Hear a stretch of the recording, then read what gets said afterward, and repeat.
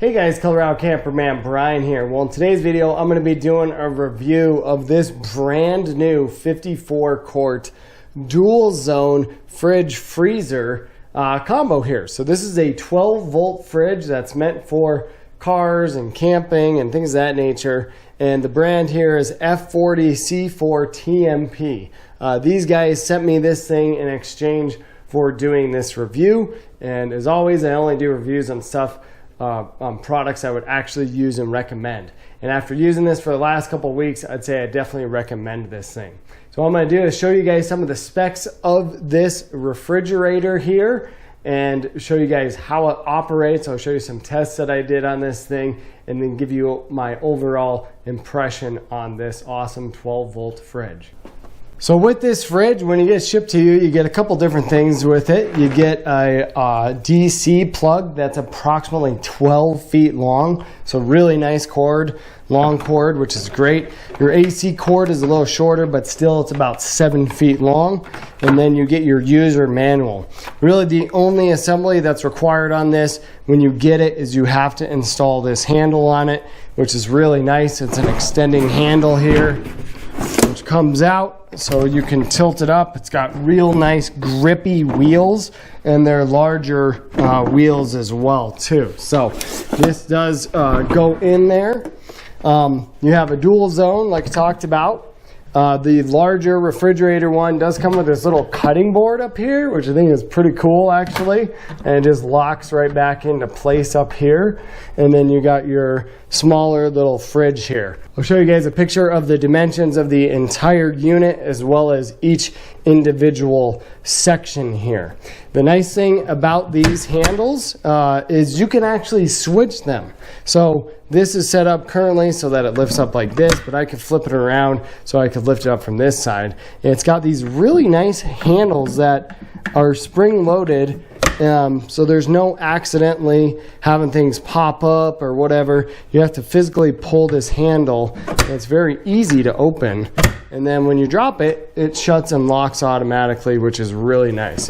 Looking at the top, this flatter part here is about the same size as your little cutting board, and then you have these little indentations for drinks. I don't know that they're going to do much, but you do have those. So just plug the fridge into AC power right here, and it's very quiet. It says that it's 45 decibels. What's nice too is they put all the venting and the controls on this side, and with this plug in, it doesn't stick out any further than the wheels. So if you're trying to go up against something, you could still plug this in, and these wheels will actually give you a gap so there's still air in here for the fan to operate, and you're not going to get hung up on this cord. So that's a really nice smart way of doing things. We do have a little door here too, which I'm guessing is for the cords. Not quite sure that the AC and the DC would both fit in there. You got little handles right here. Real nice display. And you have a little sticker here which tells your operation temperature control, which is really nice.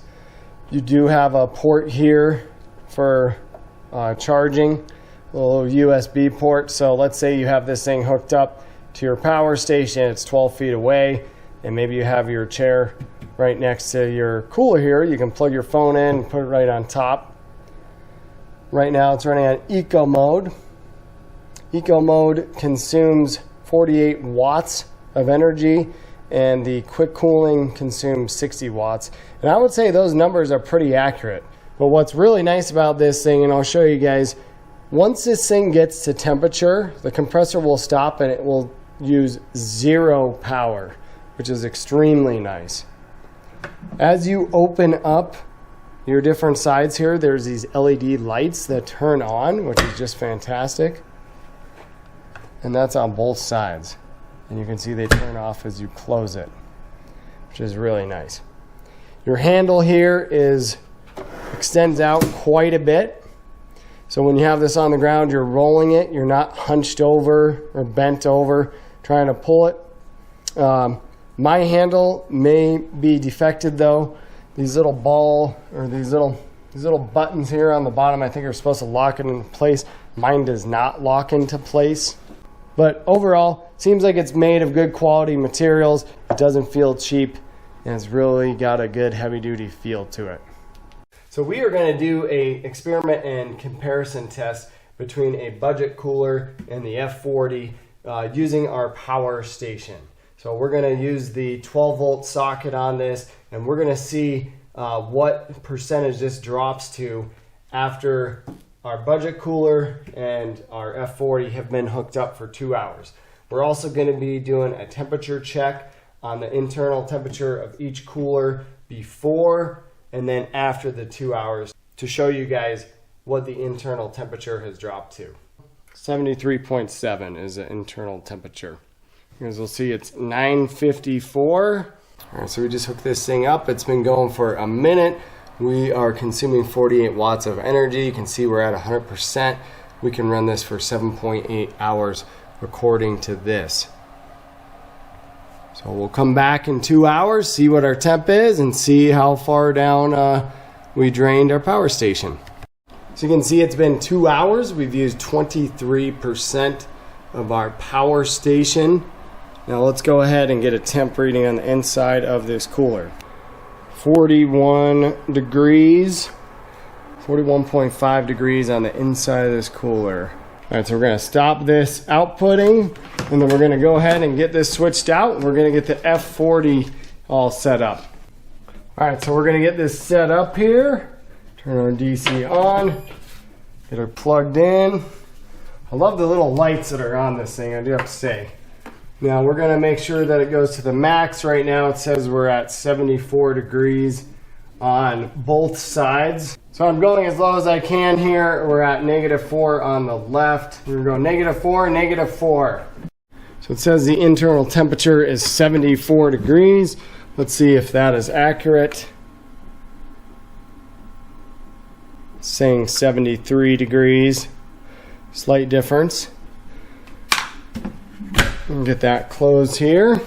Right now, we are only consuming 31 watts of power. It says we could do this for 9.4 hours. Our battery's at 77%. We are at 11:59. So let's come back in 2 hours and see what the temp is on this and see how much we drained of our power station. All right, so it has been 2 hours. Our power station is down to 56%, so we used a little less power, about 21% of our power station, which shortly after I plugged this in, like a minute later, it was 76. So really we only used about 20%. And then if we look over here on our refrigerator, it says that our one chamber is at -1, that's the larger one, and then -4. So let's open this up and see if that's accurate. Wow, that is cold. Holy smokes. Wow, this says negative, look at that, -6 degrees. Holy smokes, that is cold. -3, -4. Wow, that is actually very true. Holy smokes, that's cold. Let's see what this far one is. Shooting it here. Well guys, I gotta say I'm pretty impressed with the refrigerator. We've used this thing over the last couple weeks, and we put this thing at a normal temperature in the freezer of about 30 degrees, and then the refrigerator was, I think, upper 30s, and that stayed really cold. But I had no idea that it could get down to -4 and stay there and do it in a very efficient manner. We actually used a smaller percentage of the battery operating this fridge than we did with the budget Igloo cooler, and this is a heck of a lot colder than the Igloo. We were just out on a trip using the fridge here, and well, you can see that the left side's at 36 degrees, the right side is at 32 degrees. And what's really cool about this fridge, we have it powered by our power station here, and since it's at the temperature it's at, it's consuming no power at all, which is really neat. And then it only takes up maybe 50 or 60 watts when it runs. Super nice. Well guys, overall I gotta say I really like this refrigerator. I love the dual zone aspect. I like the aspect that you can move the handles from one side to the other. I really like the fact that when you open this up, the little LED light kicks on. The display is easy to read. The handle's nice. The wheels are great. Really, I don't have a whole lot of negative things to say. I think this thing is a great refrigerator. And one of the other things I really like about it, because we do a lot of boondock camping and dispersed camping, this thing does not consume a lot of energy. Once this thing is up to temp, the power consumption will completely cut off. And then the compressor will turn on as it needs to, and then it will consume power. But if you're boondocking or you're trying to monitor how much energy you're using, this really does a great job at not consuming a whole lot of energy. And I think that's a huge feature of this thing. So if you guys are in the market for a 12-volt refrigerator, I'd say definitely check these guys out. It gets a 4.6 out of 5 stars on Amazon, and I would definitely recommend it to my friends and family. So if you guys have any questions about the refrigerator, please let me know. Otherwise, give the video a thumbs up if you enjoyed it, and I'll see you in the next one.